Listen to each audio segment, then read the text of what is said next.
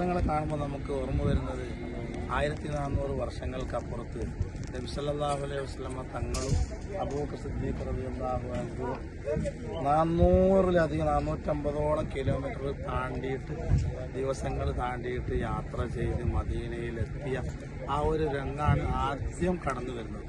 പിന്നെ ഓരോ യുദ്ധങ്ങളിലേക്കും സഹാബത്ത് നബി സല്ലല്ലാഹു അലൈഹി വസല്ലമ തങ്ങൾ ഈ ഒട്ടകപ്പുറത്ത് കയറിയിട്ട് ദിവസങ്ങൾ സഞ്ചരിച്ച് ക്ഷീണിതരായി ഇസ്ലാമിന് വേണ്ടി യുദ്ധം നടത്തി ഇസ്ലാമിൻ്റെ ഈ സുന്ദരമായ ഇന്നത്തെ ഈ ഒരു സാഹചര്യത്തിന് വഴിതെളിയിച്ച മഹാന്മാരുടെ സേവനങ്ങളാണ് ഓർമ്മ വരുന്നത്.